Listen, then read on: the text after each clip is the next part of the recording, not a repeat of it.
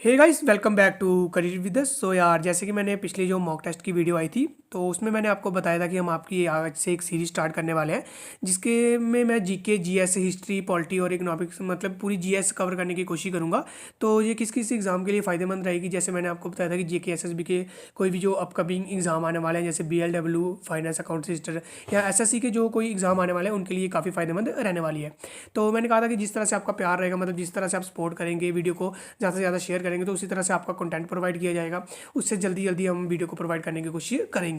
तो जैसे कि इसका आज पार्ट 2 आ गया है, तो आई होप कि मतलब आप ज़्यादा से ज़्यादा वीडियो शेयर करेंगे। और तो चलिए यार, बिना टाइम बर्बाद किए आज का वीडियो शुरू करते हैं। तो जैसे कि फर्स्ट क्वेश्चन आप स्क्रीन पे देख सकते हैं, where is the floating national park is situated. जो फ्लोटिंग नेशनल पार्क है वो कहाँ पर सिचुएटेड है।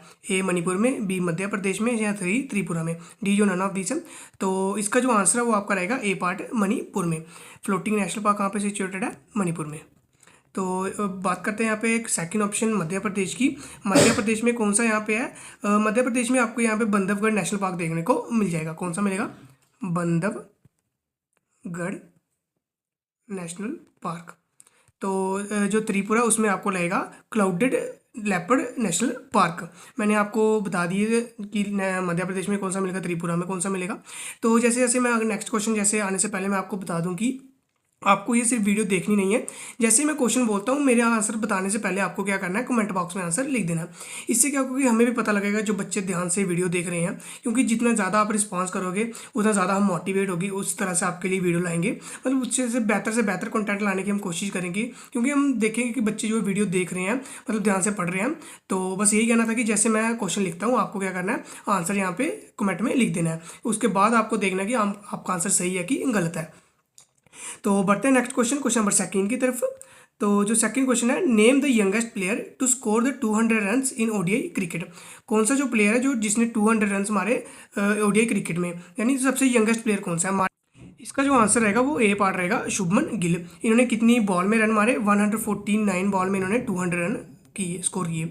याद रख लें, कई बार पूछ लेते हैं कि कितने बॉलों में इन्होंने रन किए, क्योंकि आजकल के पेपरों का लेवल आपको पता ही है, कुछ भी मतलब पूछ सकते हैं। आप ये एक्सपेक्ट नहीं कर सकते कि ये आप पढ़ के जाओगे यही आएगा।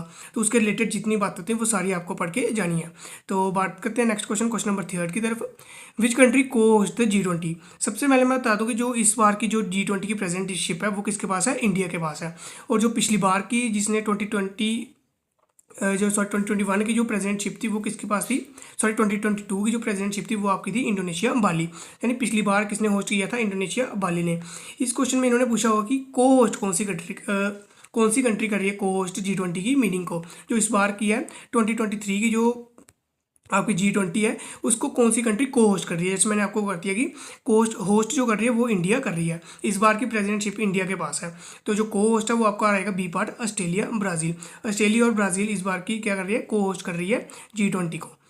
तो next question, who of the following attend all the 3 round table conferences. इन चारों में से किसने जो है तीनों राउंड टेबल कॉन्फ्रेंसेज जो है अटेंड की थी। इसका जो आंसर आ जाएगा वो बी आर अम्बेडकर आ जाएगा। बी आर अम्बेडकर ने तीनों जो है राउंड टेबल कॉन्फ्रेंस क्या की थी, अटेंड की थी।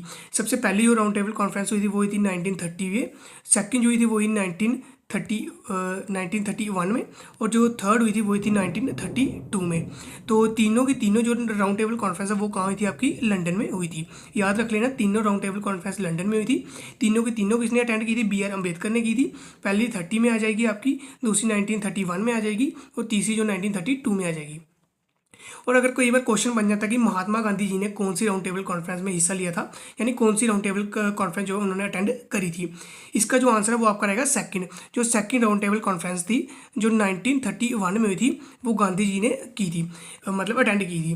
फर्स्ट और जो थर्ड राउंड टेबल कॉन्फ्रेंस का जो फेलियर होने का रीज़न क्या था कि गांधी जी ने जो आईएनसी की तरफ से कोई भी प्रोमिनेंट लीडर नहीं आया था।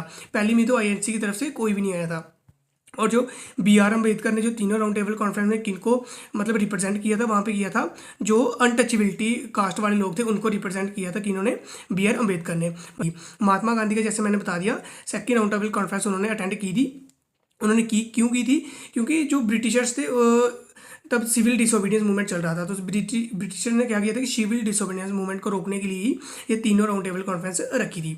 और किस शर्त पे यहाँ पे इन्होंने की थी, महात्मा गांधी ने ब्रिटिशर्स को ये शर्त रखी थी कि जो है आपकी जितने भी हमारे पॉलिटिकल लीडर्स हैं या जिन भी लोगों को आपने ब्रिटिशर्स ने यहाँ पे अरेस्ट किया उन सबको छोड़ना पड़ेगा, इसलिए वो सेकंड राउंड टेबल कॉन्फ्रेंस में आएंगे, ये इसकी थी।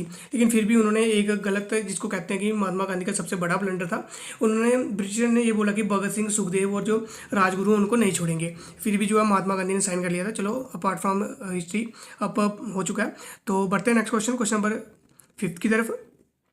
विच of the following is not a hardware, इन चारों में से कौन सा हार्डवेयर नहीं है, मतलब जो हार्डवेयर नहीं तो सॉफ्टवेयर होगा। इसका जो आंसर है वो आपका डी पार्ट रहेगा जावा। जावा हार्डवेयर नहीं है, क्योंकि प्रोसेसर चिप ये भी एक हार्डवेयर है। एक चिप मतलब जिसको हम क्या कहते हैं कि हाथ में पकड़ सकते हैं या फील कर सकते हैं। जो जावा उसको मतलब कि वो एक सॉफ्टवेयर है, तो इसलिए विच of the following is not a hardware. तो बी पार्ट जैसे प्रिंटर, भी प्रिंटर हम देख सकते हैं, माउस है, माउस को पकड़ सकते हैं सब कुछ। तो उसी तरह जो जावा है उसको हम पकड़ नहीं सकते। तो जावा क्या है, एक सॉफ्टवेयर है, वो हार्डवेयर नहीं है। तो बढ़ते हैं नेक्स्ट क्वेश्चन, क्वेश्चन नंबर 6 की तरफ। When plan development model was adopted in India, plan development model पूछा उन्होंने कब अडॉप्ट हुआ था इंडिया में। तो इसका जो आंसर वो रहेगा अप्रैल 1, 1952। अगर कोई पूछ ले कि कब बना था, वो बना था 1950 में। अडॉप्ट कब किया था, वो 1952 में। 5 ईयर प्लान का जो मॉडल था उसी को कहते हैं प्लान डेवलपमेंट मॉडल। तो बढ़ते हैं नेक्स्ट क्वेश्चन, क्वेश्चन नंबर 7 की तरफ। When the national security guard establish, NSG, जिसको हम ब्लैक कैट्स के नाम में भी जानते हैं, यानी जो एनएसजी फोर्स होती है उसको ब्लैक कैट भी कहते हैं, क्योंकि इनकी जो यूनिफॉर्म बिल्कुल ब्लैक होती है और इनको इस तरह से ट्रेन किया होता है कि मतलब कि हाई लेवल कमांडो ट्रेनिंग होती है, इसलिए इनको ब्लैक कैट्स कहते हैं। तो इसका जो आंसर आएगा when national security guard establish, इसका जो आंसर है वो डी पार्ट रहेगा 1986 में जो है इस्टेब्लिश हुई थी। तो next question, when was the word armed rebellion added to the constitution to the declared national emergency, इसका जो आंसर वो ये पार्ट रहेगा after the 44th constitutional amendment act. जो नेशनल इमरजेंसी है वो किस आर्टिकल के अंडर आती है, कई बार क्वेश्चन बन जाता है नेशनल इमरजेंसी किस आर्टिकल के अंडर आती है, वो आती है आर्टिकल नंबर 352 के अंदर। याद रख लेना, पॉलिटी के क्वेश्चन बन जाता है, कई बार आर्टिकल पूछ लेते हैं। तो बढ़ते हैं नेक्स्ट क्वेश्चन, क्वेश्चन नंबर 9 की तरफ। Union home minister Amit Shah has inaugurated the 120 feet टाल पोलो स्टैचू इन विच स्टेट। जो अमित शाह है, एक्चुअली इनमें 120 है, कहीं की जगह 122 फीट है, तो एक्चुअल में जो डाटा है वो 122 फीट का है।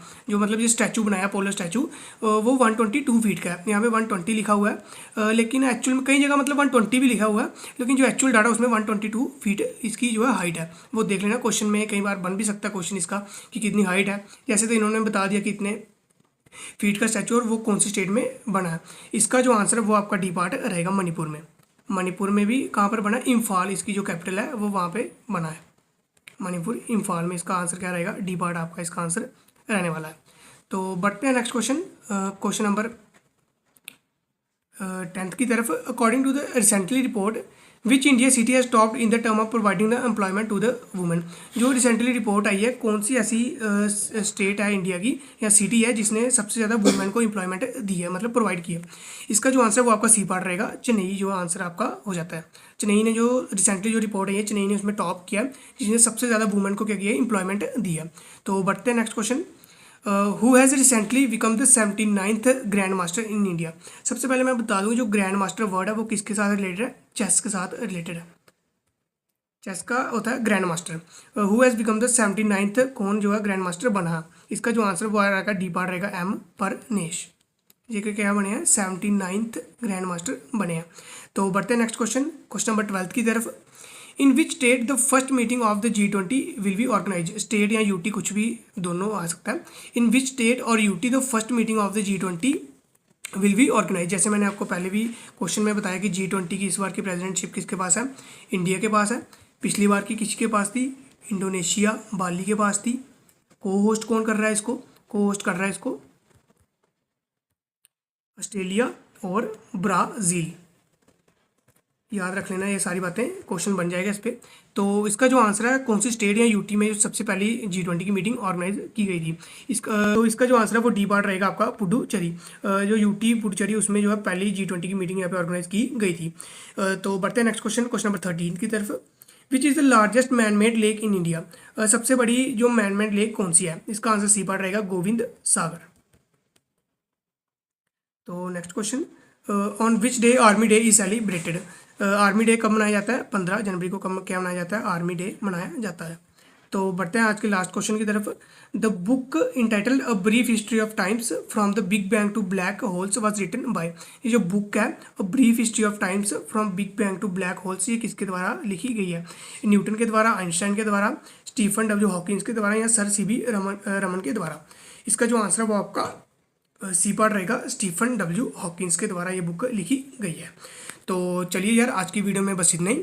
अगर आपको वीडियो अच्छी लगी तो वीडियो को लाइक करें, चैनल को सब्सक्राइब करें हमारे नए नए अपडेट्स के लिए। और जैसे मैं आपको बताया था कि पिछली वीडियो में शुरू में कि मैं आपके लिए ये सीरीज़ लेके आया हूँ, मैं आपको ये भी बताया था कि जिस तरह से आपका रिस्पांस रहेगा उसी तरह से हम वीडियो लाएंगे। मतलब जितना ज़्यादा रिस्पांस रहेगा उतनी जल्दी जल्दी वीडियो आएंगी, उतना आपको हम बेहतर कंटेंट जो प्रोवाइड करने की कोशिश करेंगे।